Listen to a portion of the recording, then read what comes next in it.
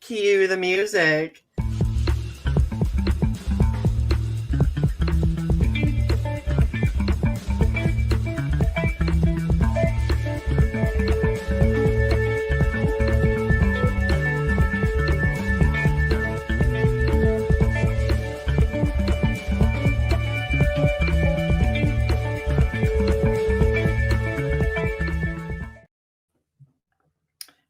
Good evening, beautiful human beings.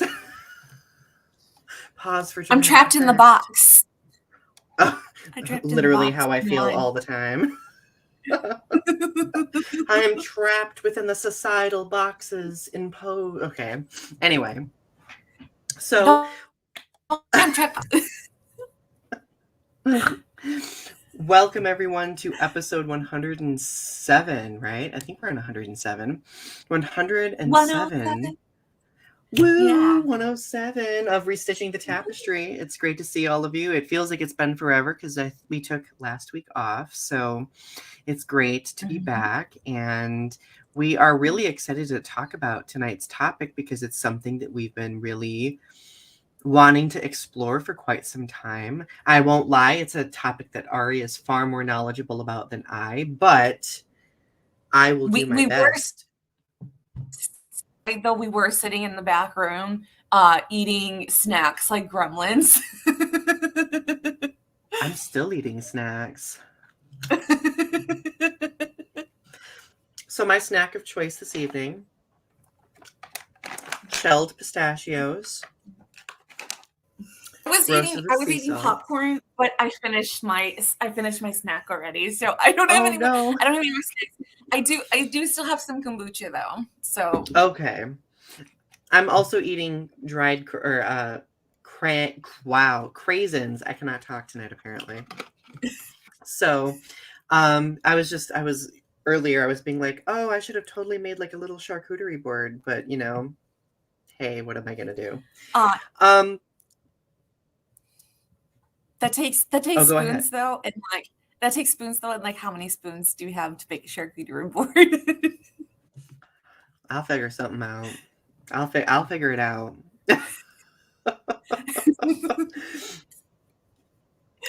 So let's see. So far we have Arby here this evening. We have Leo here this evening. Oh, and thank you, Arby. Ari and I are basically fashionistas anyway, so always expect to have phenomenal outfits from us. I was saying that Donny looked very boho today.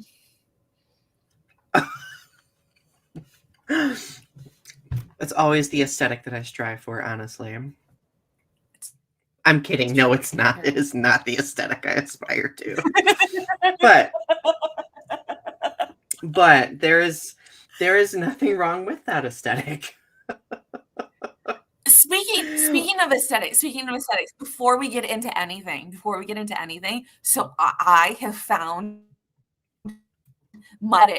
it's this website called Cinder. It is a 1950s aesthetic.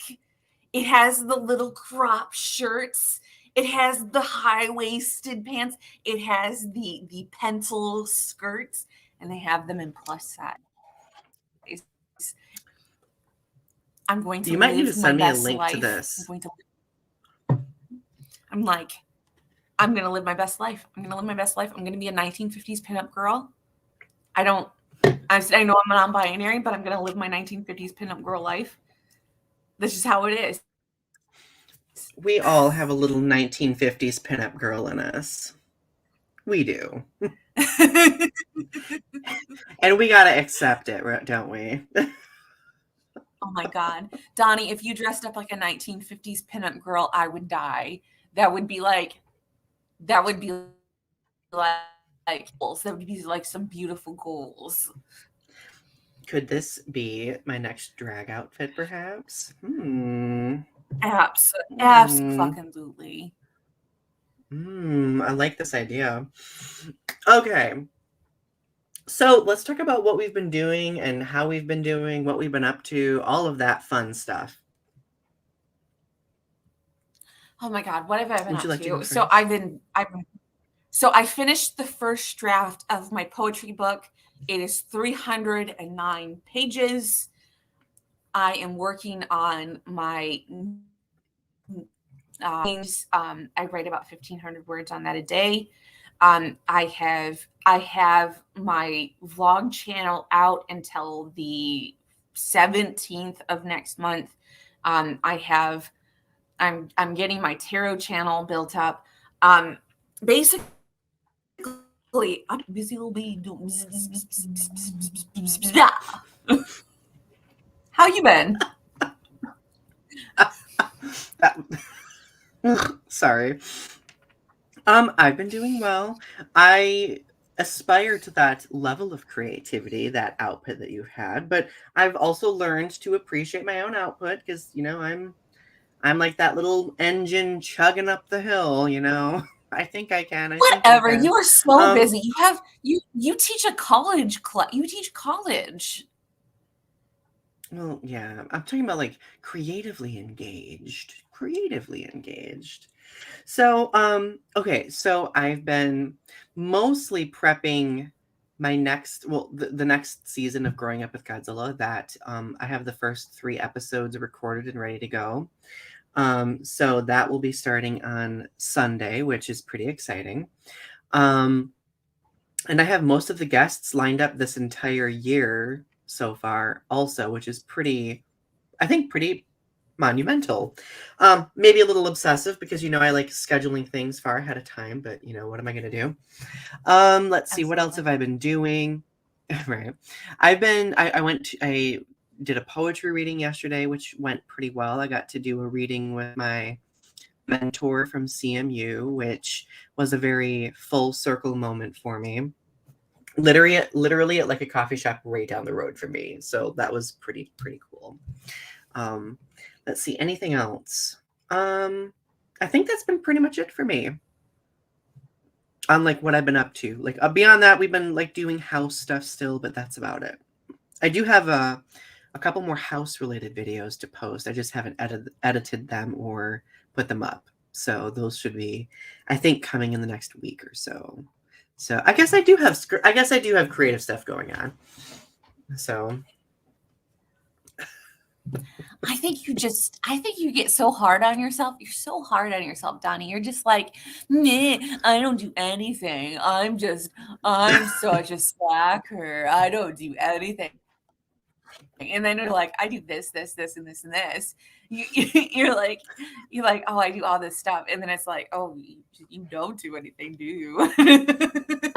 well, and then I like articulate it, and then I'm like, oh, right. I don't know why I'm always selling myself short. Oh well. Arpy says because you're a Capricorn. If only I could pull off Gerard Way. You could totally pull off Gerard Way. You could totally do it. Am I emo enough? Ari, am I emo enough for that? I think you could do it. I think all you need is like some like beard like the beard stuff, and you need like a really good hair comb, like like the absolutely. I'm gonna go write in my journal about how sad everything is. Actually apathetic. I'm an emo kid, non-conforming as can be. You'd be non-conforming too if you look just like me. Anyway, okay. That's one for the books. Yes, absolutely. That's one for the books. Okay. So do we want to do a quick current event snapshot to talk about some exhausting things happening in the universe? There have been my TikTok has been chock full there of George Santos jokes. You know the best George what has been the best George Santos joke that you've seen? No, okay, so I can't think of a joke, but my favorite TikTok video is when this like person like ran up behind George Santos and they were like, who do you think's going to win this season of RuPaul's Drag Race? Okay, And then, so there was some looked exactly like George Santos. They were doing the God's work. They literally dressed up in high heels, and they said, this is George Santos coming into work after having made muffins, and said, does anybody want muffins? Does anybody want muffins? And this is George Santos the night before practicing coming into work. Does anybody want muffins? Does anybody want muffins? This is George Santos. does anybody want muffins? This is George his walk into work, and it shows him like power walking away from the press. Like doing the So we should do some context for those who don't know who George Santos is, because I just thought about that. So if you don't know who that is, George Santos is someone who just was elected to the House of Representatives as a Republican and basically lied his way through the entire process. He's a gay Republican, just so you're aware too. He's a very gay Republican. Oh, for sure. But he also got caught dressing in drag, and so like he's a big controversy, like that he's like, because it's like he's like a seeming, he has his like liberal hiding in the closet past, and he like has like pretended to be ultra alt-right conservative, because he did that. I think he, during the voting for Speaker of the House, didn't he like do the white supremacy whatever okay symbol or whatever? Yeah. So he's a white supremacist alt-right person. So he's like trying to like kind of, court white supremacist alt-right people, but he has this like secret history of being like a very ultra uber liberal person.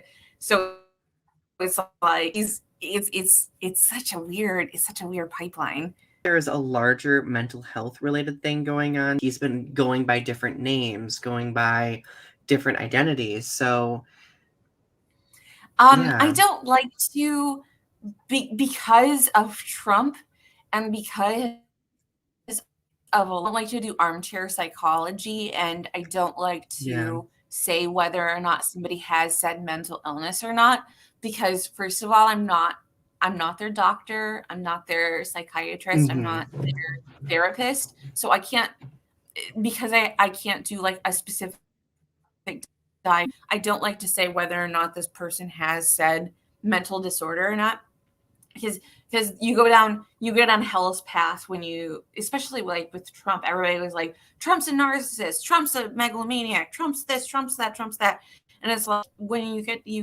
it's like on hell's path when you try to say that somebody has a mental disorder without having like an official diagnostic test, when you just say, I see this person exhibits behavior, when you don't see the whole of their life, or you have like professional capacity conversations with them, see certain public associated behavior, because they could be manipulating the public, they could be manipulating their peers, they could be manipulating a situation, they could be not authentically themselves. It could be a whole know what's going on with them at all. It could be something completely different. You have no idea what's going on with them. So it's something, it's a very tricky situation. I'm sorry, I'm getting on my high horse. So it's very hard, like, it's very diagnostically say whether or not somebody has like a mental disorder or some kind of mental illness without like being their actual physician and saying like, this person has said illness. You know what I mean? Right. Like, and I was basing it off from a lot of the rhetoric that I've been seeing in the media, because of course a lot of media has been kind of perpetuating that message in certain instances. And And it's there were very dangerous and it's very toxic to do stuff like that, in my opinion. oh yeah, I agree completely, 1000%.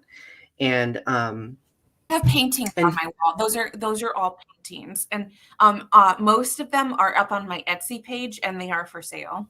Like you can get prints of them.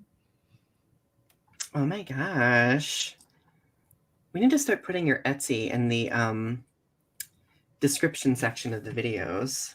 You can, if you go to my if you go to my YouTube, there's a link to my link tree, and it's my Etsy's on my link tree. Okay, yeah. So, okay. Are we mission statement. Of course I forget the mission statement, right? First time for everything. Okay, so all right, my friends. We live in a dynamic society where social media shapes us, creating greater opportunities for connection. It has led to a developing understanding of the adversity many marginalized communities face, the powers causing the adversity, and those who act as bystanders as atrocities take place in real time. Our goal with this show is to make connections and have challenging conversations about social topics, current events, pop culture, and art. Together, let's weave the threads of understanding with what privilege we have in order to learn, educate, and create in a world that's growing. So, intuitive eating. Intuitive eating. So, I guess maybe we should start with defining what intuitive eating is first, because like I'm just super interested. What's intuitive eating? How would you define that? So intuitive eating to me is listening to your body, to when your body says what it needs, what, and going down the path of, so you don't, so you're eating very carefully. You're not overeating, you're not under eating, you're eating just the correct amount. You're listening to your body so you don't, you stop, and you're getting the correct amount of nutrients that it needs when it needs it. Ooh. And you know, it's interesting because until recently, I've never thought of a term being associated with that type of concept, right? So like it's been kind of like manifesting itself in how I've examined my relationship with food. And you know, like both of us have like histories and we've had our own like unique, you know, journeys with regard to food and our bodies. So now I guess if we look back and then we'll circle back to talking about intuitive eating here in a moment, but how would you describe your relationship with food throughout your life? So my relationship with food has been very toxic in the past. It's been very up until maybe like a few years ago, it's been very disordered. I would say it's been very disordered to the point of disorder. It's been to the, I would do things like, here's an example of how a normal day would look for me. I might have a coffee in the morning, and it would usually be black coffee. Up until this year, like in the last year, I would never put creamer in my coffee because creamer's calories. Mm-hmm. Calories are bad. So no, I try to limit the number of calories that I have in my diet. So no creamer. Drink as much black coffee as possible in order to fill my stomach. I might have water. Water is okay because water fills empty space. So I'll drink black coffee and water throughout the day. Uh, in the morning, I might start at like 9, 10 o'clock all the way until 5 p.m. Drink drinking as much coffee and water as possible. 5 p.m. I'll get to the point of hunger to where I cannot ignore my body anymore. And then I'll eat a huge meal, like a big meal. Eating. That is disordered eating. Mhm. To wait all day until you are hungry to the point of where you cannot stand it anymore, and then you eat, and then you eat a big meal. That is disordered eating. That is if that is your life. If you eat and then eat until at 5 p.m. and then you eat like a massive quantity of food, that is disordered eating. And surprisingly, a large number of people eat like that. Yeah. Who eat like if you stave off eating all day. So if you eat like relatively like tiny meals or like small number of meals during the day because you don't want to eat too many calories, and then when it gets like late at night or like later in the day, past 8, 9 o'clock, and then all of a sudden you've got the monster and you start to eat a Mhm. large quantity of food past 9 o'clock, where you start to eat like junk food, or like, or if you like go to the store and you get like all of your favorite junk food, or you order DoorDash, you get that's also disordered eating.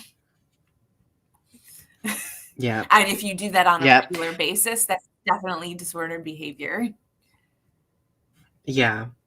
And it's interesting that you mentioned that because I'm like I just have like these memories circulating back of like instances where I've done that. Like especially for me, like in college, this was a major thing where like I would really operate under this kind of deprivation that I would be like, I'm depriving myself. I'm depriving myself.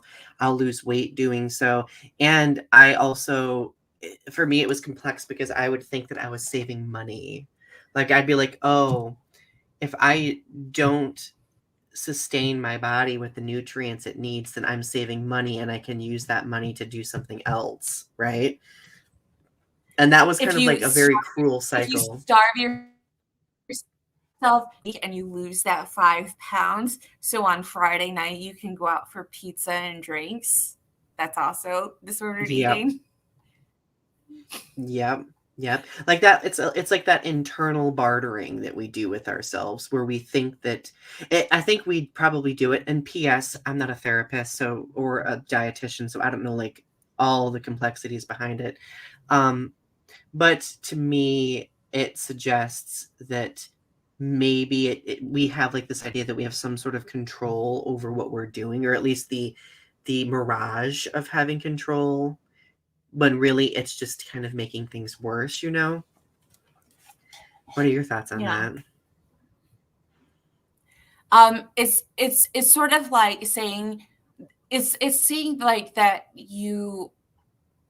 certain foods are like a treat, or like that certain foods are like off limit things, and that you have to like that like when you have those things, you have them in like large quantities, you know what I mean? And like so when you have them, it's sort of like all of a sudden it's like it becomes like it almost becomes like you can't emotionally control yourself. It becomes like a tornado, you know what I mean? And it's sort of like Mhm. that you can't control yourself around food. It's sort of like it's this fear and control. It's sort of like you're afraid, like you have to keep them away from you until like so then you can't like it's sort of like my grandmother had such fear around food. She was so afraid of getting fat, that she would not keep food in the house. So when she wanted something, she would have to go out and get it. She would only keep certain foods in the house. She would keep like cans of tomato soup, and she would keep steak in that, or ground beef house kept in the house when my Wow. parents were growing up, and she would do stuff like that.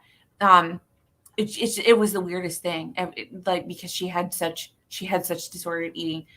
Because my family has generations of disordered eating. It's just passed down through generations. Well, it's like not just I have disordered eating. It's like my mother has it, my aunts have it, my siblings have it, my grandparents have it, my great grandparents. It's like everybody has this problem with food and eating, and it's like Mhm. it's been a generation to generation to generation, and it's like everybody has weird ideas about eating and food and how body image and all this stuff has been passed down and passed down. And it's like it's so frustrating. It's like my grandmother was dying of cancer. She's pulling out the scale and she's asking my mother, asking my mother, Paulette, could you help me get on the scale? I want to weigh myself today. It's Oh, like that. So that's it's like body image and like disordered eating. It all goes hand in hand. You know what I mean? It's like this idea mm, about like eating and food and all of that. She would watch. She wouldn't eat herself. She wouldn't eat herself, but she watch my mother eat food. You know what I mean? So mhm. it's Just like, kind of like to live through the experience. yeah. And she would just like maybe allow herself like a donut once in a while. Wow, that's intense. Well, and the thing is, like, also, like, the fact that this is so, like intergenerational, like, it like, not being able to talk about it or, like, it kind of being, like, this thing that's glossed over, that's also passed down like that, like, realization that, like, it's just, like, the silent thing that we don't really acknowledge. Because that's been the Well, case and in it's my just family like it's too. right.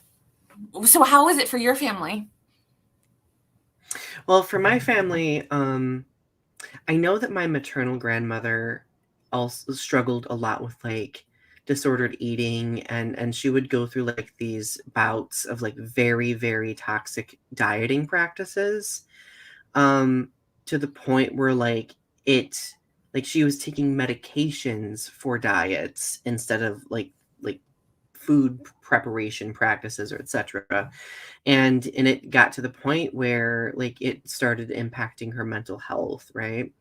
And I know like poverty also probably had some sort of factor in all of it too, because when I was growing up, we had like this very strict philosophy in my household of like if you leave anything on your plate, that's not acceptable. Because like that's money right there. Like that's a waste. So I think all of those things combined, like just kind of created like this very problematic environment associated with food consumption. Um, So you had and your family was a member of the Clean Plate Club? yes, definitely. Was your family that way too? Oh, not the most part, yes. It was always like you have to eat everything. Interesting. Interesting. So, I guess like if we were to like distinguish intuitive eating from dieting, like what would you say distinguishes it exactly? So dieting is the goal of dieting is to lose weight and to get as ultra thin and skinny as possible to fit this idea standard of beauty that be is usually not obtainable. The standard Hmm. for women or femmes, it's almost unattainable at times. To this ultra thin beauty standard that is unrealistic. It's unrealistic. For men. It's to bulk up as much as possible to be Yeah. ultra muscly, ultra beefy. Um, to just have this have this physique that's just to have a physique that's unhealthy, to have it's also it's to be as skinny, to have as little fat as possible, but to have as much muscle as possible for men. And so these ideas, these ultra, so it's like to be as skinny but as bulky for men. And it's like these unrealistic standards make it Yeah. so that it just drives you crazy. So intuitive eating is not that. Intuitive eating says you eat you to live, not not to meet some unrealistic. So intuitive eating says that you feed your soul and you feed your spirit. So sometimes it says that you eat foods that society deems unhealthy. You don't eat them in large quantities. You eat them satisfied, but you don't eat them to excess. So like for me, I've been posting on TikTok my food, and people are like, so I said, I've been trying to lose weight because my cholesterol is high, and so like my doctor's been saying, oh, like I've been eating intuitively to lose weight. I'm not dieting necessarily. I have been counting calories, but like it's not necessarily. I've just been eating intuitively, and like I have been counting calories, but like I'm not necessarily like I'm not actually like dieting, because I'm not choices. I'm still intuitively eating. I'm just counting my calories now. You know what I mean?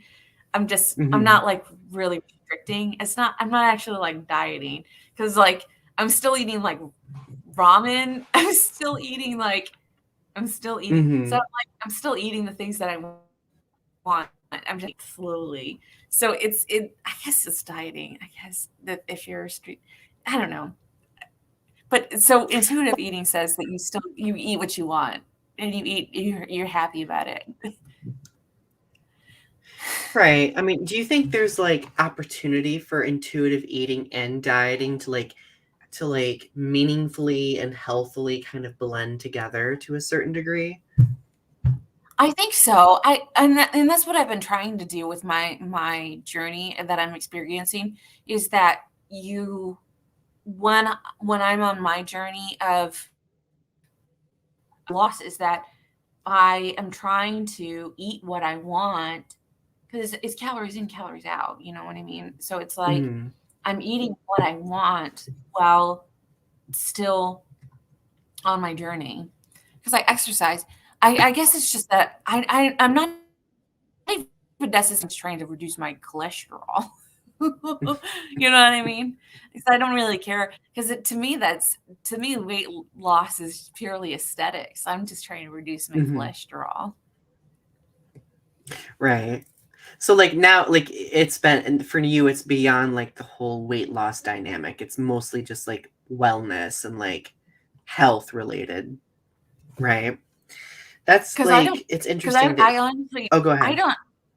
I honestly don't care about being skinny. Like being skinny to me, I'm almost 40 years old. I don't care about being skinny. Who cares about that? Right. It's interesting that you mentioned that because I feel like I've kind of made my peace with like these romanticized notions of being like this Adonis that I think gay men expect each other to be, you know? And I've gotten to the point where like it's not about restriction, it's simply about like my body feeling good. Like is it functioning the way it needs to? Is it receiving the nutrients it needs to receive? And like sometimes we'll do kind of like little, I don't know if I'd call them cleanses of sorts, but those kind of help. But like at the end of the day, like it helps me feel like physically better, right? So I guess I don't know if that is like sort of a meshing of intuitive eating and dieting, but sometimes it's kind of difficult to pinpoint that line between the two also. At least that's for me, I for just me. in my whole life, when I've never been below a certain weight, and I've always been deemed fat by society. I've at best I've been mid-size by society. So like embrace it. Like I'm never I'm never gonna be deemed skinny by society. I'm just always gonna be the size that I am.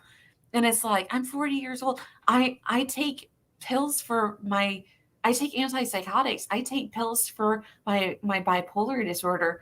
I'm I have to accept it.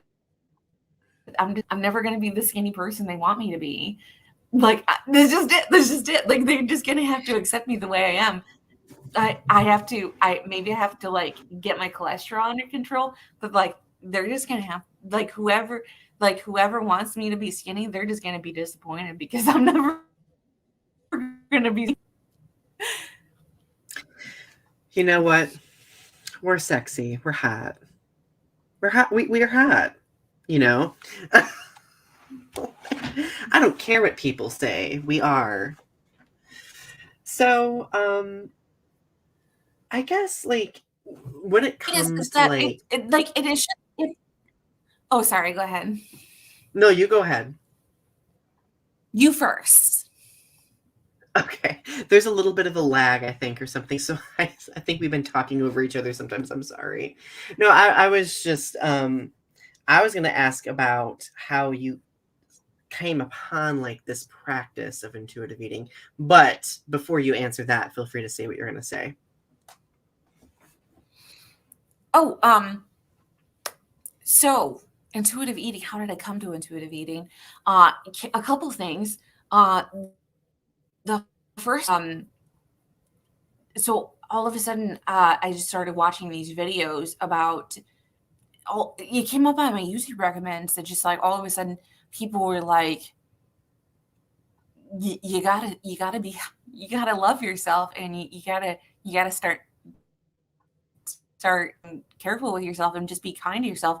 I also started seeing a nutritionist because part of my healthcare is that part of my preventative care is that I'm allowed to see a nutritionist, and so seeing a nutritionist really kind of empowered me. Mm-hmm. You're doing the right thing. Also, I became vegan. Becoming vegan really changed the way that I ate and the way that I saw myself. And so that was like really empowering. Like the way that I talked to my nutritionist about my diet, and I was like talking about the way that I was eating, like really empowered me. And was like, you're doing all the right things. You're doing good. You're doing the right things. Like, you're doing okay. And I was like, are you sure? Are you sure? I don't know if I'm doing the right thing. She's like, you're doing the right thing. And I'm like, are you sure? I don't know if I'm doing the right thing. It's okay. I'll see you in 6 weeks. And I was like, I don't that know. broke me. I don't know. I was like, but the internet says that I'm supposed to lose 20 pounds in a month. And it's like, no. Can we talk about how like literally the worst thing that we probably one of the worst things we've done is just like obsessively researched dieting and what we should do. Like, at least for me, like I would go down like these wormholes of like, oh, I need to categorize, I need to restrict. It's the worst this year. The dieting stuff has been like the worst this year. The weight loss content this year has just been literally the worst. It's been like, I'm gonna and I don't need to work at it at all. I don't need a trainer to like train I don't need to lose weight before my weight loss surgery. I'm just going to go under the knife and get the surgery, and I'm going to lose 100 pounds, and all you bitches are going to be like in awe of me, and I'm going to be the hottest thing ever, and that's all I need, and that's all I need. And it's like, yeah. And it's like, and so then they'll lose the weight. They'll lose the weight, right? They'll get the surgery, they'll lose the weight, and they'll be like, see how I lost 20 pounds. Yep. Well, and then see, the thing is like people see that and then they think that is also now, okay, mind you, like I know that there are situations also where like sometimes there are some people where their only option is that. but also like I don't think a lot of these people consider the optics of it either. Like when you go through that, like you are literally convincing people that that is like the only option, right? Which can be a little concerning, at least in my opinion. See how So I lost me one meal a day. I ate some lettuce and a tomato every day for 30 days. Do you think that's healthy? I don't know, but I did it. Oh, I also got a stomach stapling surgery, so that also helps too. You have to spend $10,000 doing yuck. so it's funny, it's interesting that you mentioned this because I kind of have developed like this habit over the past the past year where I love looking at old cookbooks because like old cookbooks would have like these diet sections that would like they'd have like these recipes like now 1950s good housekeeping like recipe for losing 15 pounds a week or something astronomical, and like the recipe was always like have one egg and dump wine on it and like just like these outrageous recipes, and I'm just like what, Do like you want to people were know this? doing this. Do you want to know the secret? Do you want to know the secret to how people stayed really skinny back in the old days? All those old dieting things, like in the 60s, and Yeah. it was drugs. They lost weight. They kept the weight off. It was drugs. They were doing cocaine. They were doing Mm-hmm. drugs. They were drug addicts. Oh yeah, like especially like in the 50s time, like absolutely. But of course that was something that was kind of just that silent thing not really discussed until far later. Mommy went to the doctor and got her pills. Everybody took drugs. It was drugs. Oh no. Oh no. I just pouring wine, like I'm trying to remember one of the recipes. It literally was like eggs, wine, what was it? You literally And like starve yourself. You literally vinegar. you starve yourself. You take drugs. That's how you stayed skinny back in the old days. You starve yourself. You take drugs, and you drink. Hmm. Yeah. And it would just present itself with a whole like litany of different like consequences, unfortunately. So Yeah, like let's talk yeah. about You went nuts. self-image. You Right, went nuts. yeah, essentially.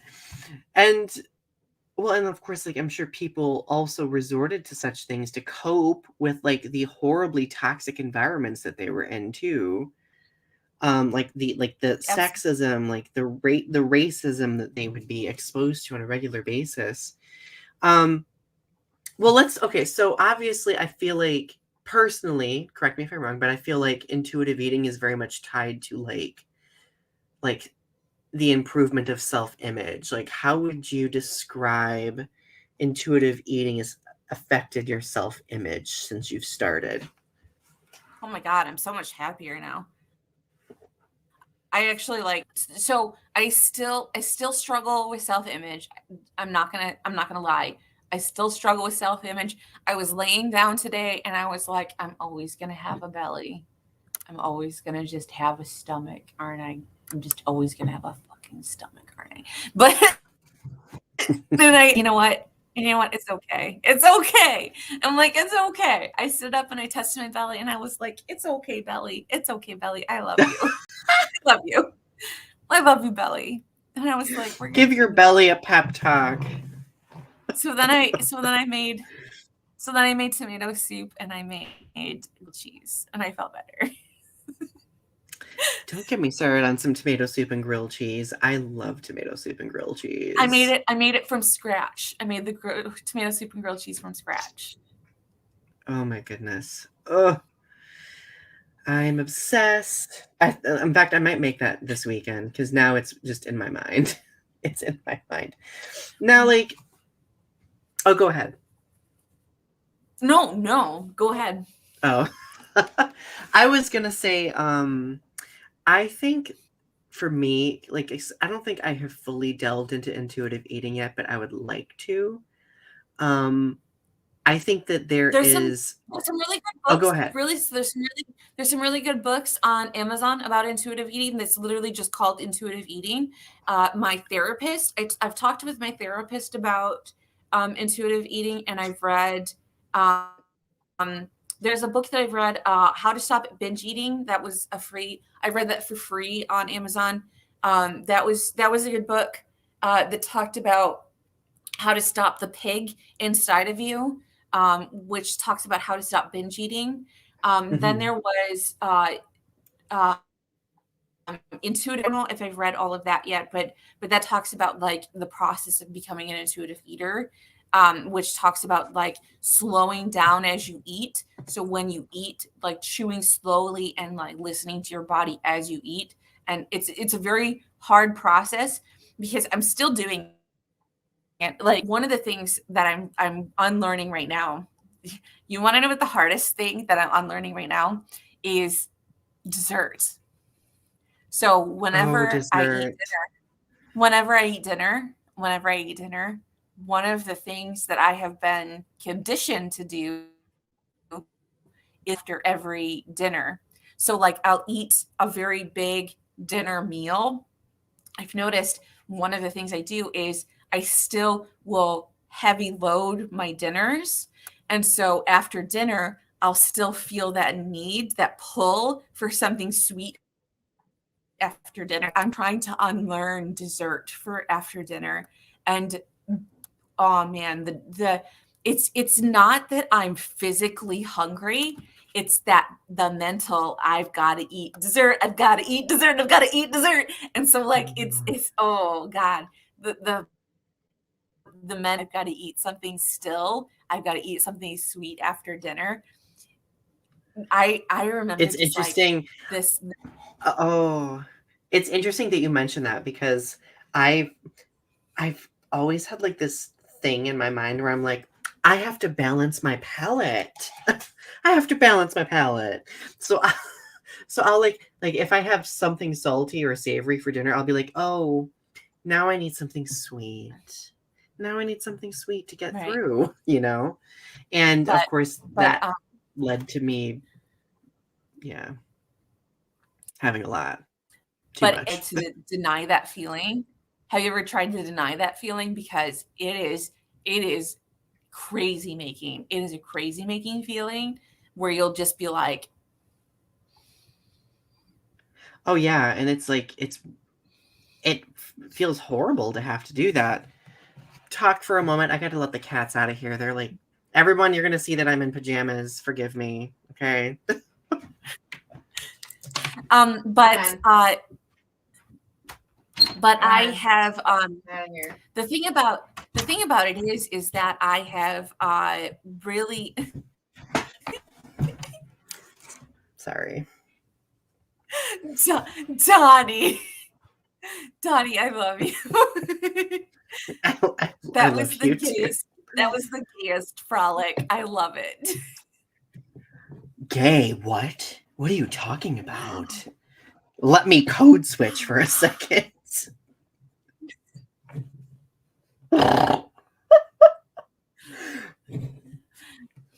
Sorry. Wrong episode. Wrong episode, friend. Dang it. Dang it. Where am I? Okay, That's back to okay. I'm gonna intuitive eat it. eating. That's okay. I'm gonna eat that shit up.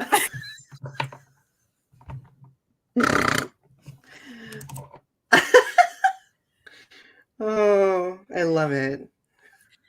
So, but the thing about it is that I'm really learning to not eat dessert anymore. So, I the last time I went to the grocery store, I didn't buy all of my normal junk food. I I Okay, didn't buy good. my normal junk food. I didn't buy my normal junk food. I didn't buy the Oreos. I didn't buy the ice cream. I didn't buy any of that stuff.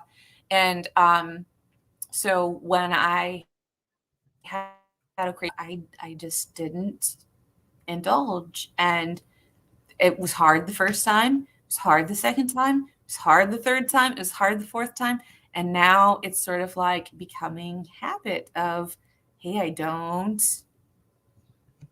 I'm not feeling it anymore. Wow. Interesting. I haven't I haven't eaten out in like a month though. Yeah, that's one of my big weaknesses. Like, I love eating out. Like, because, like, I like to make, like, a little event or an experience of it because, it just feels good to do it. But, like, of course, doing it too much, it leads to, same cycles and stuff like that. Yeah. Yeah. Do people So, give what's the you next? crap about the food you eat? Oh my gosh, yes, all the time. Or, like, if I choose not to eat something, oh, I get crap for it a lot. Um, like for me, I won't say that I'm necessarily I can be a picky eater sometimes. Like there are like certain foods that I don't like, but like if I'm, for example, like trying to intuitively eat and not overeat, because that's like one of my big weaknesses. Like I'll be like, well, I need a second helping, I need a third helping. When my body is telling me that I don't, um, I sometimes if I'm like monitoring that, like I will have people be like, well, like don't let this food go to waste. And it kind of like appeals to that part of my mind that's like, don't leave an empty or don't leave a plate full. Don't leave that bowl full of food. Don't leave that pan full of food, right? So it kind of like Mhm. activates those cruel cycles. How about you? Interesting. Um, I get a lot of crap for being vegan. Not from my family or anything. My family's actually pretty understanding about that sort of thing. Usually just random. It's usually just randos who just be like, "Oh, you're vegan? Oh, I love steak," and it's like, "Oh, enjoy, Good for enjoy your steak, you. Woo. enjoy, enjoy." It's sort of like they think it's like it like hurts me, like it's sort of like emotional damage to me or something that I, you know what I mean, like that it's like oh no, I'm gonna cry because you eat steak. Like that, like oh no, it's torture eater. You know what I mean? Like I don't know. Maybe that's just like People veganism or something. Like vegan. This is, I mean, obviously I'm not vegan, so this is a little bit different for me, but like I don't eat seafood. Like I do not like seafood. Um, and I will have people do that to me with seafood. They'll be like, "Oh, well, you're missing out, Donnie. Oh my, aren't you hungry, Donnie?" And I'll be like, "Absolutely not. Nope." Just imagine that like all the time, but like Oh, I it'll just be can't. like, Oh my God. just be like, just be like, I feel like eating all like like or like people trying to send you seafood. People like that's what I get all the time is like people will send me like chocolate bars and like people will send me like and dairy and stuff in it and be like, oh, sorry, you're a vegan. Guess you can't eat that. Maybe you should try eating it. Maybe you should try eating it. And it's like, What? Like, what? Like, I don't understand why people do that. Like, it's so inconsiderate and disrespectful to do that. How do you react? Like, it's what do like you say to that? so the last time somebody sent me like a chocolate bar, I just ate it because I was like, whatever. I'm like a fast and loose vegan, like, but it tastes disgusting to me. Like because I don't eat these things very often anymore because I don't eat like so I wasn't being intuitive. I wasn't being intuitive. So I was just like, yep, this is gross. This tastes like to me. I don't know if it's dairy. Basically, it tastes like pus or vomit or putrid. It tastes putrid. It tastes putrid to me to eat Oh, dairy now. So it tastes because when you don't eat dairy, hi Larity. Larity. What is it with our cats tonight? Eat dairy. He just wants attention. He's probably hungry. A little cat meow. When you don't eat dairy, it just tastes gross. For like in so I was just like, yep, this. And it's not that when you're eating it, it tastes bad. It's the aftertaste. It has just like this weird. I can't even describe it. It has this like disgusting aftertaste that just like hangs out in your mouth. It tastes curdled. It has a curdled taste to it. I don't know how to describe it, but it's just like. So it did. I would 0 out of 10 would not recommend. The only dairy I eat anymore. I tried to do this with. Sorry, go ahead. No, you go ahead. No, you go ahead. I was just gonna say the only dairy I eat anymore is cheese usually, because I don't. Oh, milk. Oh, nope, not for me. Anyway, what were you saying?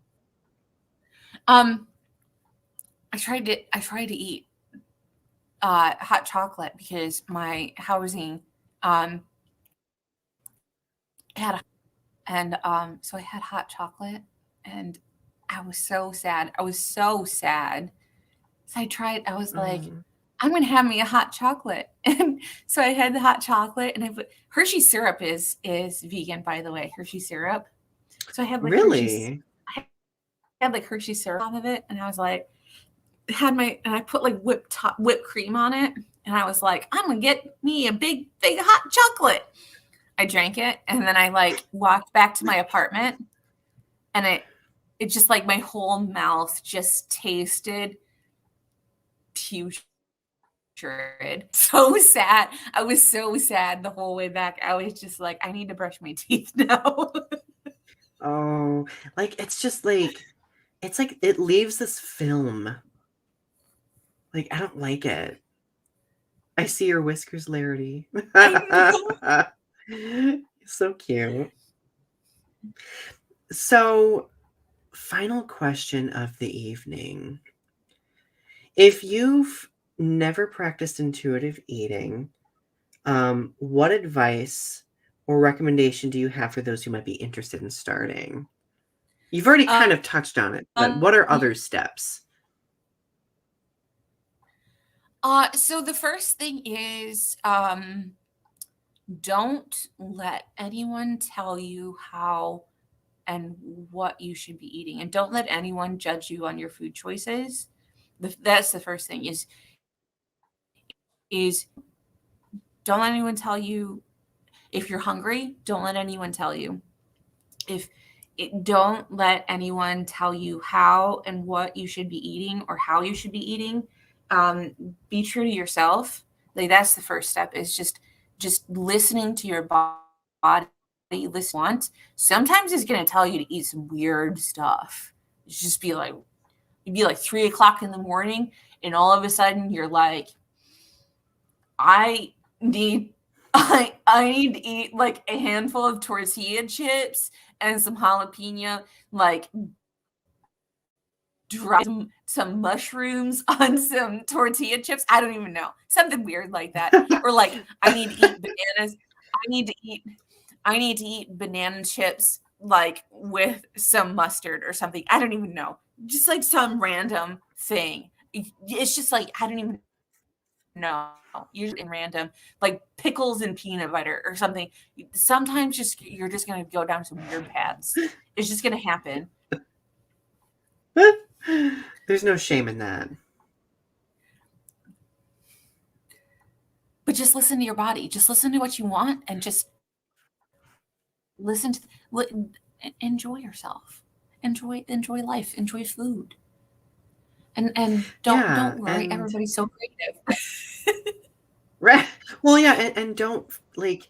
It's so easy to give into just this life of constant restriction, and I think that when we do that, for many people, like it starts to permeate so many other aspects of our lives, including like self-worth, self-image, etc.